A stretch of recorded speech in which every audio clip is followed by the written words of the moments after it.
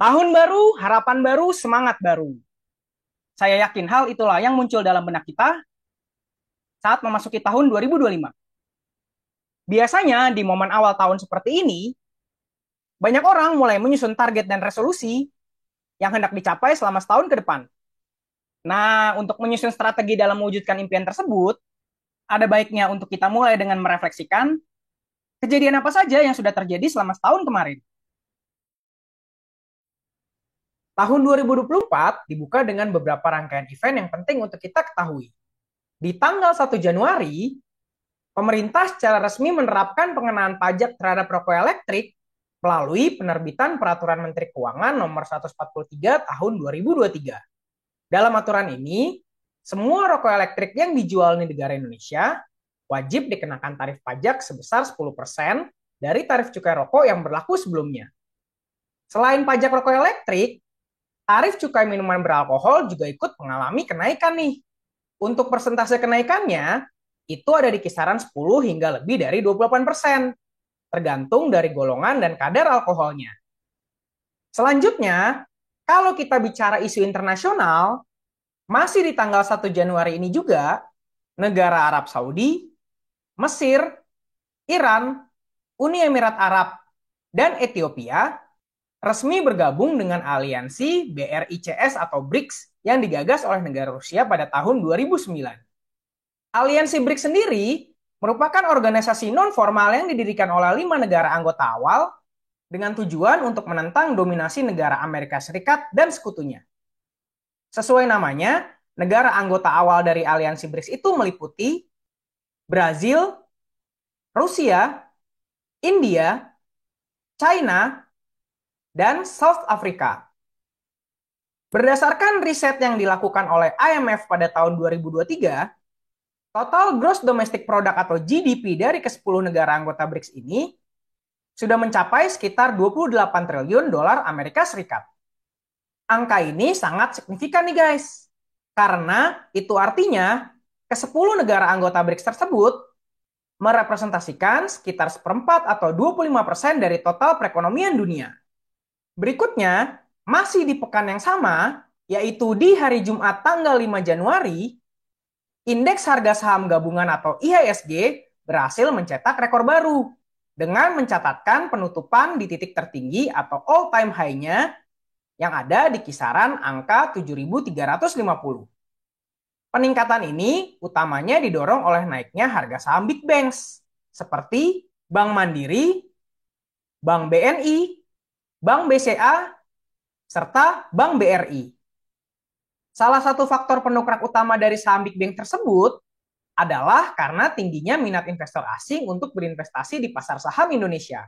Hal ini bisa dilihat dari nilai net buy investor luar negeri yang mencapai sekitar 2,8 triliun rupiah di pekan pertama bulan Januari ini.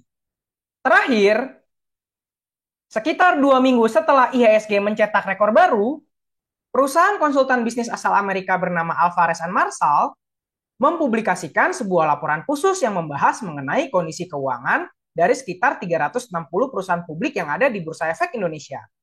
Dari riset yang dilakukan, mereka menemukan bahwa sekitar 14% dari ratusan perusahaan tersebut sedang mengalami kondisi distres atau tertekan yang diakibatkan oleh lemahnya posisi neraca keuangan dan kurangnya efisiensi perusahaan.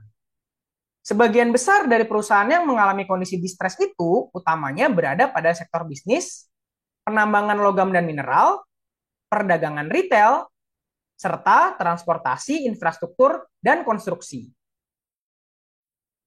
Memasuki bulan Februari, rakyat Indonesia dihadapkan pada sebuah peristiwa penting yang akan menentukan arah pembangunan negara selama 5 tahun ke depan.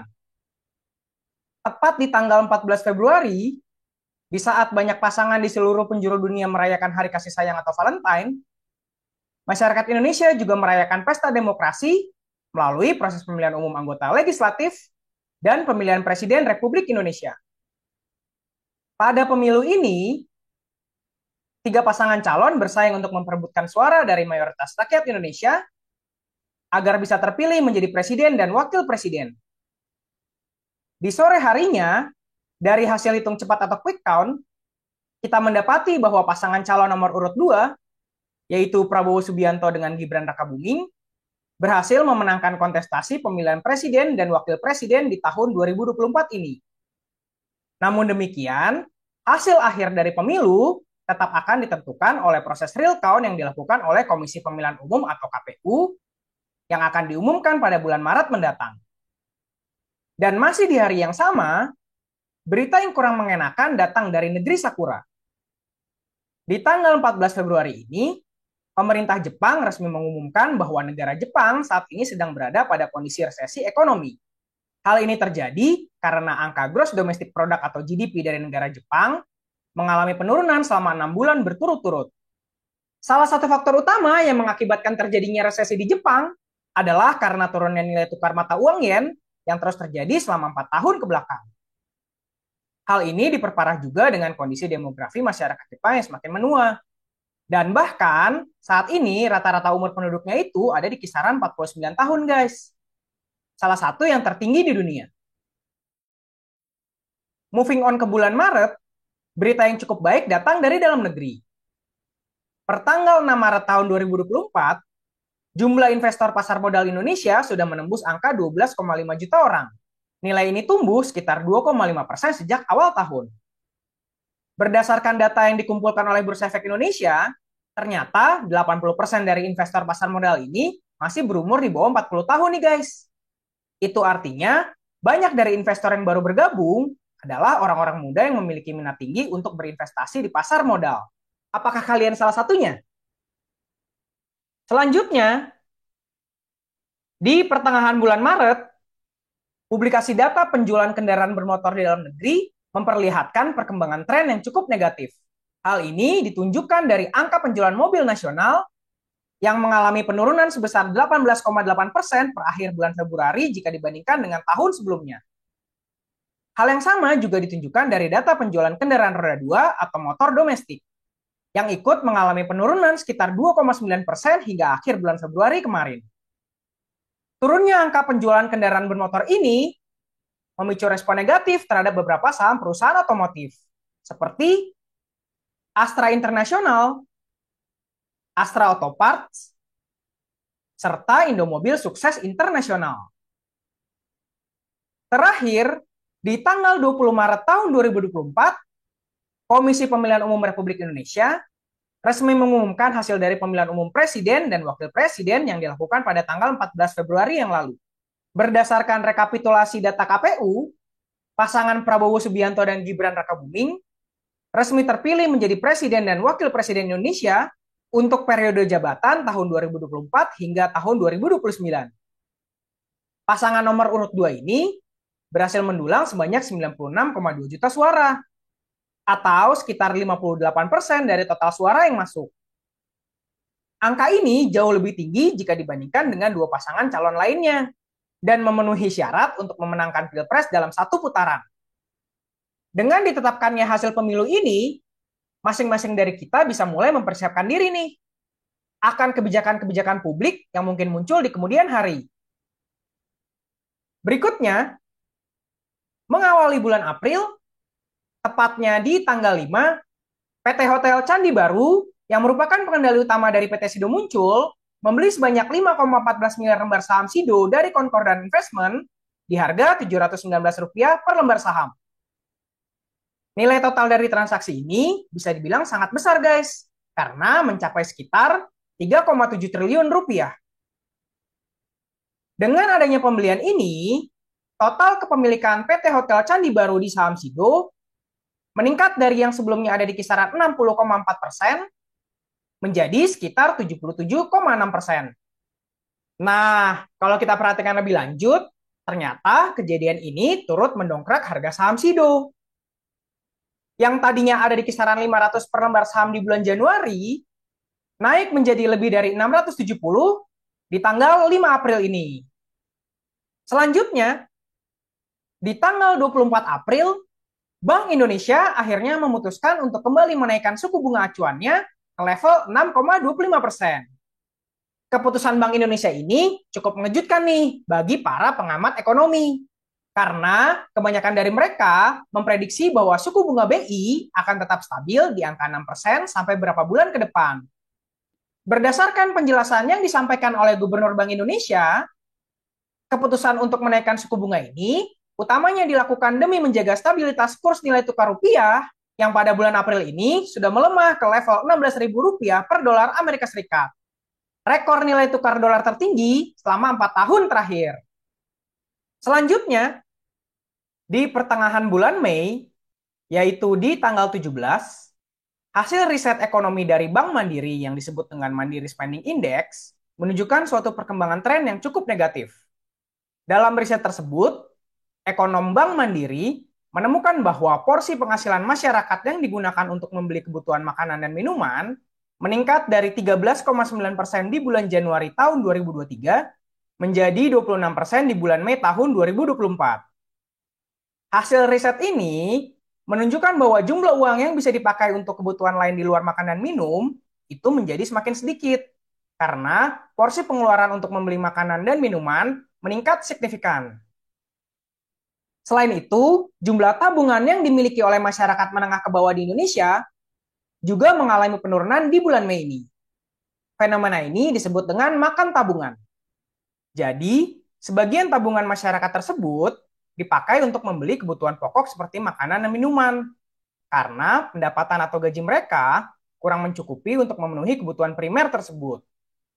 Lalu, sekitar 3 hari setelahnya, yaitu di tanggal 20 Mei, rakyat Indonesia dihebohkan dengan pemberitaan mengenai kewajiban untuk ikut serta dalam program tabungan perumahan rakyat atau TAPERA.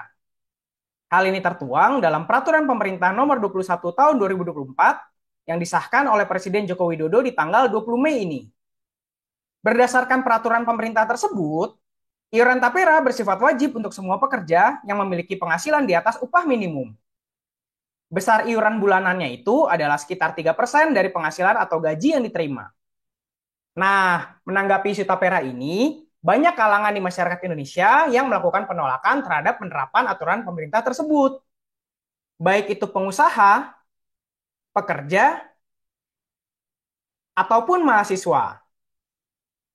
Penolakan ini utamanya diakibatkan oleh besarnya beban iuran TAPERA yang harus dibayarkan oleh pekerja dan pemberi kerja, di saat manfaat dari TAPERA tersebut masih belum jelas. Memasuki pertengahan tahun 2024, yaitu di tanggal 1 Juni, masyarakat Indonesia kembali dikagetkan dengan pemberitaan mengenai korupsi produksi emas Antam yang mengakibatkan beredarnya emas batangan ilegal dengan berat total mencapai sekitar 109 ton. Terkait dengan kasus ini, 6 tersangka sudah ditetapkan dan sudah dilakukan penyidikan lebih lanjut terkait dengan asal-usul dari produksi emas ilegal tersebut. Menanggapi banyaknya pemberitaan di media massa, Direktur Utama PT Antam menjelaskan bahwa emas yang dipermasalahkan di sini adalah 100% emas asli.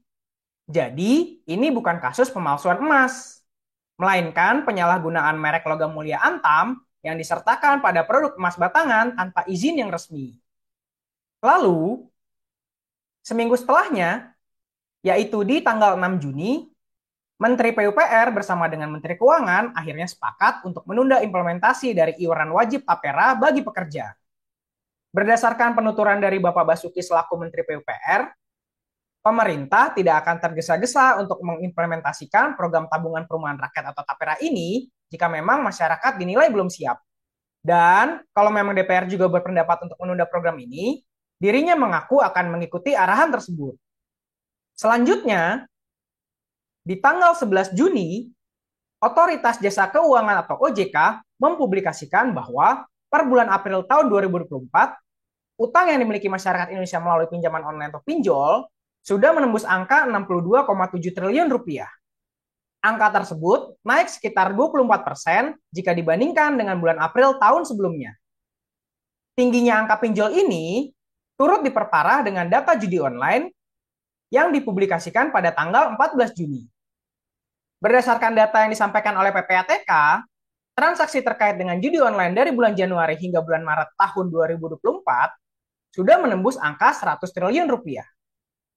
Ketua Satgas Pemberantasan Judi Online menuturkan bahwa Saat ini, pemerintah sedang mendalami mengenai hubungan antara judi online dengan pinjaman online ilegal, karena menurutnya judi online dan pinjaman online ilegal ini memiliki kaitan yang erat dan pemberantasannya harus dilakukan dengan komprehensif.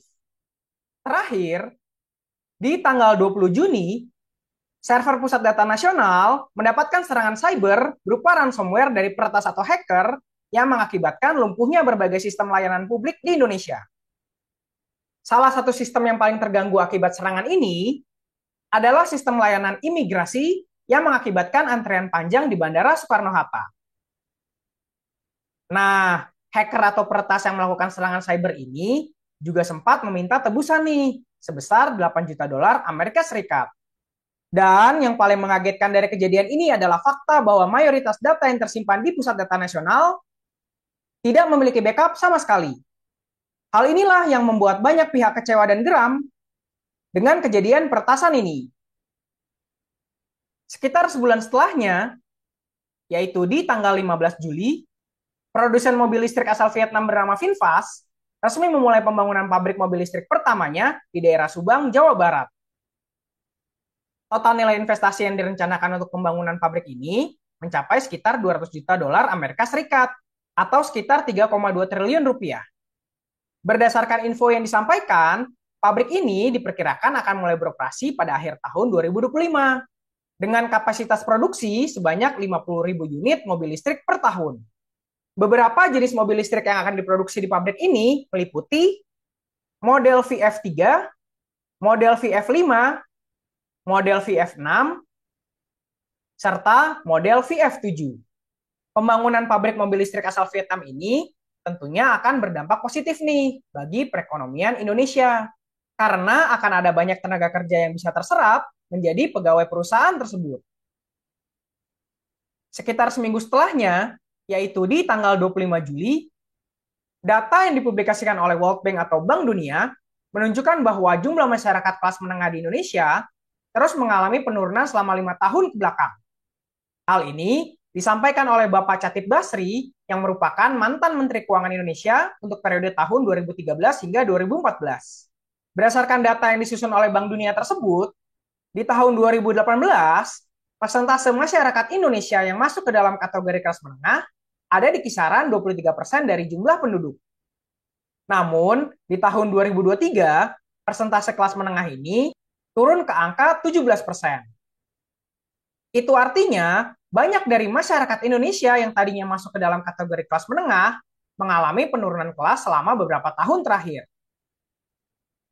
Berdasarkan penuturan Bapak Chatib Basri, salah satu penyebab yang mengakibatkan terjadinya fenomena ini adalah karena terjadinya lonjakan harga pangan selama beberapa tahun terakhir. Hal ini turut diperparah juga dengan semakin naiknya persentase pekerja informal yang umumnya memiliki penghasilan lebih rendah dibandingkan dengan pekerja formal. Selanjutnya, persis sehari sebelum Hari Kemerdekaan Indonesia ke-79, Presiden Joko Widodo mengumumkan secara resmi isi dari Nota Keuangan RUU APBN untuk tahun 2025. Dalam nota tersebut, kita bisa melihat bahwa anggaran belanja yang mengalami kenaikan signifikan adalah anggaran pendidikan dan anggaran ketahanan pangan. Di sisi lain, pos anggaran pembangunan infrastruktur untuk tahun 2025 justru mengalami penurunan jika dibandingkan dengan tahun 2024. Dengan demikian, di tahun 2025, pemerintah Indonesia akan lebih fokus pada pembangunan di bidang pendidikan dan ketahanan pangan. Lalu, di tanggal 19 Agustus, Kementerian Keuangan mencatat bahwa sejak awal Agustus, aliran dana asing yang masuk ke pasar obligasi Indonesia mencapai sekitar 1,1 miliar dolar Amerika Serikat. Selain obligasi, di tanggal 23 Agustus, media finansial Bloomberg melaporkan bahwa pasar saham Indonesia mendapatkan aliran dana asing terbesar selama bulan Agustus. Berdasarkan penuturan dari salah satu analis, dua faktor yang membuat masuknya dana asing ke bursa saham Indonesia adalah karena kedisiplinan fiskal pemerintah dan pertumbuhan ekonomi yang solid. Memasuki pertengahan bulan September, tepatnya di tanggal 12, PT Adaro Energi Indonesia menyampaikan rencananya untuk menjual segmen bisnis batubara termal yang ada di bawah PT Adaro Andalan Indonesia atau AAI. Penjualan AAI ini nantinya akan dilakukan melalui mekanisme penawaran umum pemegang saham atau PUPS yang selanjutnya akan dibahas pada rapat umum pemegang saham luar biasa di tanggal 18 Oktober. Untuk membantu investor Adaro ikut serta dalam membeli saham AAI, Direksi Adaro juga sedang mempertimbangkan pembagian dividen tunai kepada para pemegang saham. Jadi, jika memang berminat, investor tersebut bisa menggunakan dividen itu untuk membeli saham AAI. Sekitar seminggu setelahnya, yaitu di tanggal 18, rapat Dewan Gubernur Bank Indonesia akhirnya memutuskan untuk menurunkan tingkat suku bunga acuan BI ke level 6%. Selain Bank Indonesia, masih di hari yang sama, Bank Sentral Amerika Serikat yang sering disebut dengan nama The Fed memutuskan untuk menurunkan suku bunga acuannya ke level 5%. Sama seperti Bank Indonesia, penurunan suku bunga The Fed ini juga merupakan yang pertama dalam beberapa tahun ke belakang. Nah, dalam menanggapi keputusan dua bank sentral ini, mayoritas investor saham di Indonesia memiliki pandangan yang cukup positif nih. Hal ini utamanya dapat dilihat dari naiknya indeks harga saham gabungan atau IHSG ke titik tertinggi atau all-time high-nya dalam 20 tahun terakhir, di mana IHSG berhasil mencatatkan penutupan pada kisaran angka 7.900 untuk pertama kalinya sepanjang sejarah. Selain saham, aset lainnya mengalami kenaikan harga signifikan setelah penurunan suku bunga adalah logam mulia emas. Di tanggal 20 September, harga emas dunia mengalami kenaikan ke level 2.600 dolar Amerika Serikat per troy ounce untuk pertama kalinya sepanjang masa. Dengan demikian, harga logam emas sudah mengalami kenaikan sekitar 27% sejak awal tahun 2024. Kenaikan ini bahkan lebih tinggi jika dibandingkan dengan indeks harga saham gabungan yang dari awal tahun cuma mengalami kenaikan sekitar 8%. Berikutnya, di awal bulan Oktober, Badan Pusat Statistik atau BPS melaporkan bahwa negara Indonesia sedang mengalami deflasi atau tren penurunan harga selama 5 bulan berturut-turut. Berdasarkan data yang dipublikasikan, deflasi yang terjadi ini utamanya diakibatkan oleh penurunan harga komoditas pangan seperti telur, daging ayam, dan juga bawang. Namun demikian, walaupun memang secara rata-rata terjadi penurunan harga atau deflasi, beberapa kategori produk tetap mengalami kenaikan harga atau inflasi selama periode ini, seperti beras, emas, dan juga rokok. Sebagai info tambahan, rekor deflasi selama 5 bulan beruntun ini merupakan yang pertama kali terjadi sejak tahun 1999. Itulah mengapa banyak pakar ekonomi yang berpendapat bahwa deflasi ini merupakan tanda dari melemahnya daya beli masyarakat. Selanjutnya, di tanggal 20 Oktober, Bapak Prabowo Subianto bersama dengan Gibran Rakabuming resmi dilantik menjadi Presiden dan Wakil Presiden Republik Indonesia. Tidak lama setelah pelantikan ini, Bapak Presiden Prabowo resmi mengumumkan daftar nama menteri dan wakil menteri yang akan menjabat di kabinetnya. Salah satu yang menarik dari daftar tersebut adalah beberapa nama menteri yang sebelumnya pernah menjabat di kabinet pemerintahan Presiden Joko Widodo, seperti Ibu Sri Mulyani, Bapak Pratikno, serta Bapak Airlangga Hartarto.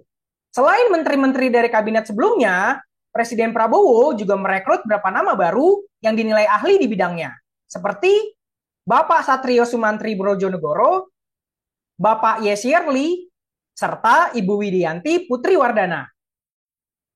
Moving on ke bulan November, yaitu di tanggal 5, negara Amerika Serikat menyelenggarakan pemilu serentak untuk memilih presiden dan wakil presiden yang akan menjabat selama 4 tahun ke depan. Dalam pemilu ini, dua pasangan calon bersaing untuk memperebutkan suara dari mayoritas rakyat Amerika. Berdasarkan hasil quick count yang dilakukan oleh berbagai lembaga survei, pemilihan presiden ini berhasil dimenangkan oleh pasangan Donald Trump dan J.D. Vance yang merupakan kandidat dari Partai Republik. Pasangan ini berhasil memenangkan Pilpres Amerika secara mutlak, baik itu dari jumlah suara pemilih ataupun dari jumlah electoral votes. Dengan terpilihnya Donald Trump menjadi Presiden Amerika Serikat, kemungkinan besar ekonomi Indonesia akan ikut terdampak nih, terutama dari kebijakan tarif impor yang hendak diterapkan. Lalu, di tanggal 28 November, Center of Economic and Law Studies atau CELIOS mempublikasikan sebuah riset yang membahas potensi dampak negatif dari kenaikan PPN di tahun 2025. Menurut tim analis CELIOS, kenaikan PPN dari 11 ke 12% yang hendak diterapkan dapat memperparah kondisi ekonomi rakyat Indonesia yang saat ini daya belinya sedang melemah. Berdasarkan perhitungan yang dilakukan, jika jadi diterapkan, PPN 12% ini akan menambah pengeluaran masyarakat kelas menengah Indonesia sekitar 4 juta rupiah per tahun. Selain itu, kenaikan PPN juga memiliki potensi untuk memicu naiknya laju inflasi. Dengan demikian, pertumbuhan ekonomi Indonesia di tahun-tahun mendatang juga bisa ikut mengalami perlambatan. Memasuki penghujung tahun 2024, kabar yang baik datang dari dalam negeri. Di tanggal 4 Desember, pemerintah secara resmi menetapkan kenaikan upah minimum provinsi atau UMP di Indonesia sebesar 6,5% untuk tahun 2025. Hal ini ditetapkan melalui Peraturan Menteri Ketenagakerjaan Nomor 16 Tahun 2024. Berita tentang UMP ini bisa dibilang cukup menggembirakan nih, karena persentase kenaikannya itu bahkan lebih tinggi daripada angka inflasi. Kemudian, di tanggal 16 Desember, pemerintah Indonesia secara resmi mengumumkan paket kebijakan ekonomi untuk tahun 2025 melalui konferensi pers yang diselenggarakan di Jakarta. Dalam siaran pers ini, Ibu Sri Mulyani menjelaskan bahwa PPN 12% pada tahun 2025 hanya akan dikenakan secara selektif pada barang dan jasa yang dinilai mewah. Meski demikian, pada kesempatan kali ini pemerintah belum mengumumkan secara rinci nih mengenai barang dan jasa apa saja yang akan terdampak kenaikan PPN. Selain membahas tentang PPN, dalam event ini pemerintah juga mengumumkan beberapa paket stimulus bantuan ekonomi, seperti diskon tarif listrik, bantuan pangan, serta diskon PPN properti. Setelah mereview ulang berbagai peristiwa penting yang terjadi selama setahun kemarin, sekaranglah saatnya untuk kita mulai pembahasan mengenai tahun 2025. Seperti yang kita semua udah tahu, pajak pertambahan nilai atau PPN tidak jadi dinaikkan untuk semua barang dan jasa. Jadi, hanya barang yang dinilai mewah atau premium yang dikenakan PPN sebesar 12%. Hal ini merupakan berita yang positif, guys. Karena dengan demikian, beban pengeluaran bulanan kita tidak mengalami kenaikan yang signifikan akibat naiknya PPN. Kabar baik lainnya, di awal tahun 2025, pemerintah juga jadi membagikan beberapa paket stimulus ekonomi, khususnya untuk masyarakat menengah ke bawah. Seperti diskon tarif listrik, bantuan pangan, serta diskon PPN properti. Tapi, terkait stimulus ekonomi ini, ada beberapa syarat dan ketentuan nih yang harus dipenuhi untuk menjadi penerima. Jadi, itu artinya nggak semua orang bisa dapat bantuan pemerintah ini. Kemudian, masih berhubungan dengan perpajakan, di tanggal 1 Januari tahun 2025, pemerintah Indonesia secara resmi menerapkan sistem pelaporan pajak baru yang disebut dengan Cortex. Sistem Cortex ini hadir sebagai bagian dari usaha modernisasi proses perpajakan di Indonesia agar masyarakat dapat mengurus segala hal terkait dengan pajak secara digital. Ibu Sri Mulyani sendiri pernah menyampaikan bahwa sistem Cortex ini dibuat agar pembayaran pajak bisa dilakukan semudah membeli pulsa. Nah, walaupun memang tujuannya baik, tapi karena baru launching di awal tahun ini, sistem Cortex pun masih mengalami beberapa kendala. Salah satunya adalah kesulitan yang dialami user dalam mengakses halaman Cortex tersebut. Masalah ini juga sampai menimbulkan banyak keluhan dan protes dari beberapa wajib pajak di media sosial. Dalam menanggapi komplain-komplain yang masuk, Dirjen Pajak pun akhirnya meminta maaf dan menyampaikan bahwa pihaknya sedang berusaha keras untuk memperbaiki sistem Cortex ini. Berikutnya, terkait dengan isu internasional, di tanggal 6 Januari kemarin, negara Indonesia resmi bergabung menjadi anggota Aliansi BRICS ke-10 dan merupakan yang pertama di daerah Asia Tenggara. Hal ini disampaikan langsung oleh Presiden Lula dari Brazil yang di tahun ini menjabat sebagai ketua dari Aliansi BRICS. Kalau kalian ingat, kita udah pernah bahas juga nih tentang Aliansi BRICS di review awal tahun 2024.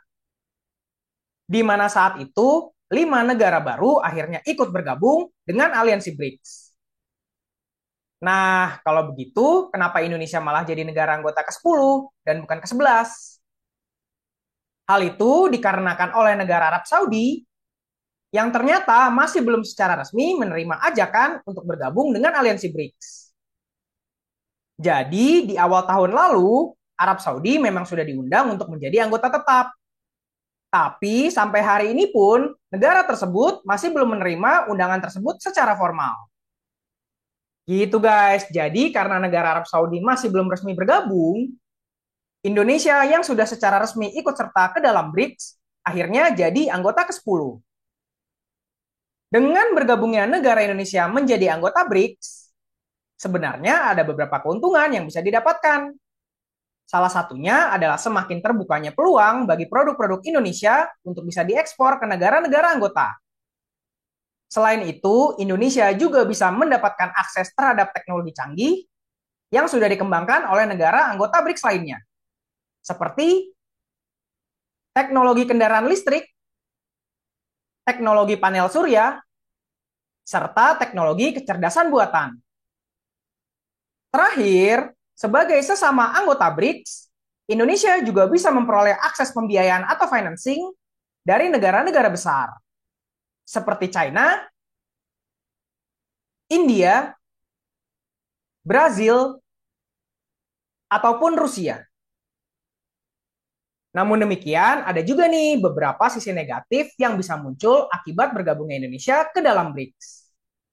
Yang pertama, karena akses perdagangan antar anggota BRICS ini akan jadi lebih bebas, ada kemungkinan untuk produk-produk dari luar datang dan membanjiri pasar di Indonesia.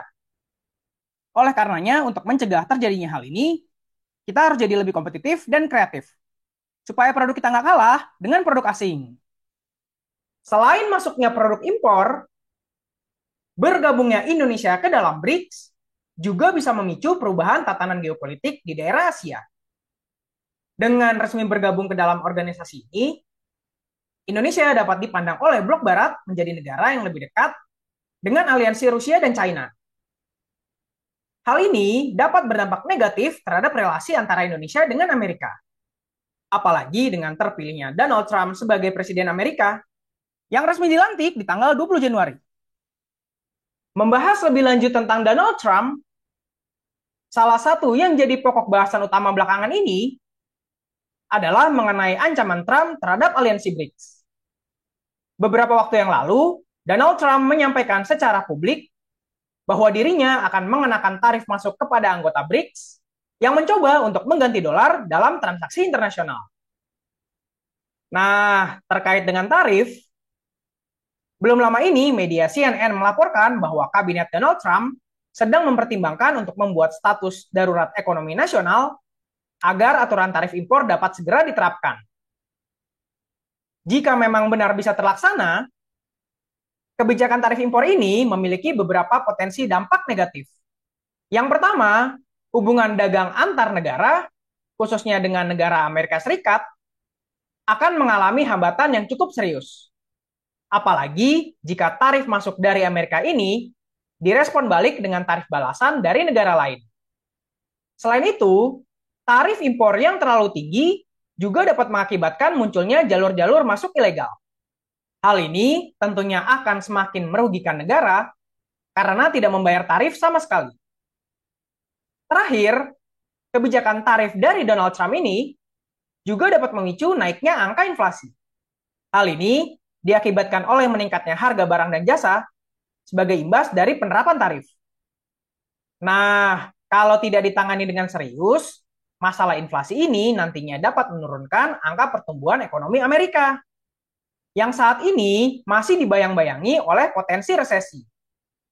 Salah satu indikator resesi yang dapat kita lihat adalah indikator kurva suku bunga atau yield curve dari obligasi negara Amerika.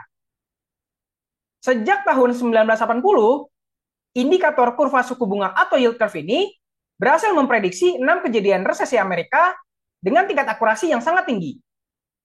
Bahkan sebelum terjadinya pandemi, kurva suku bunga atau yield curve ini juga sudah memberikan peringatan atau warning akan potensi resesi yang mungkin datang.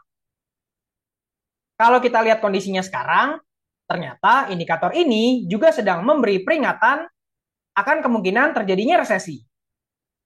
Jadi, kalau kurva ini berbalik positif, setelah mengalami nilai negatif selama beberapa bulan, itu menandakan bahwa potensi terjadinya resesi di Amerika sudah tidak lama lagi. Selain kurva suku bunga atau yield curve, indikator resesi lain yang perlu kita perhatikan adalah jumlah angka kebangkrutan perusahaan Amerika. Ketika angka ini mengalami kenaikan signifikan, itu menandakan bahwa potensi resesi meningkat dengan pesat. Kalau kita lihat angkanya, ternyata di kuartal 3 tahun lalu, jumlah perusahaan Amerika yang bangkrut sudah hampir sama dengan saat krisis pandemi. Dan kalau kita lihat secara jangka panjang, jumlah perusahaan yang kolaps di tahun lalu sudah menembus angka tertinggi dalam 14 tahun. Nah, kalau memang negara Amerika Serikat ini mengalami resesi di tahun 2025, kira-kira apa nih dampaknya buat kita? Yang pertama, indeks harga saham gabungan atau IHSG kemungkinan besar akan mengalami penurunan yang parah. Hal ini sudah dibuktikan dari waktu ke waktu, bahkan sejak puluhan tahun yang lalu. Contoh aja nih, saat krisis Amerika di tahun 2008, IHSG mengalami penurunan lebih dari 50%. Padahal kalau kita lihat datanya, di tahun tersebut Indonesia tidak mengalami resesi sama sekali. Jadi penurunan IHSG ini sangat dipengaruhi oleh krisis di Amerika Serikat. Selain penurunan IHSG, resesi Amerika juga dapat mengakibatkan terjadinya krisis pembiayaan atau financing. Hal ini disebabkan oleh naiknya bunga obligasi, khususnya yang memiliki tenor jangka panjang. Terakhir, resesi yang terjadi di negara Amerika juga dapat mengakibatkan melemahnya kurs rupiah. Pelemahan ini terjadi akibat keluarnya modal investor asing yang mengalami kepanikan akibat resesi. Dengan demikian, salah satu resiko terbesar yang mungkin terjadi di tahun 2025 adalah masuknya negara Amerika Serikat ke jurang resesi. Oke guys, sampai sini dulu pembahasan kita untuk video kali ini. Gimana nih rencana kalian untuk tahun 2025? Tulis di kolom komen ya. Jangan lupa buat subscribe channel ini, biar nggak ketinggalan update berikutnya. Like juga ya videonya. Sampai ketemu di kesempatan berikutnya.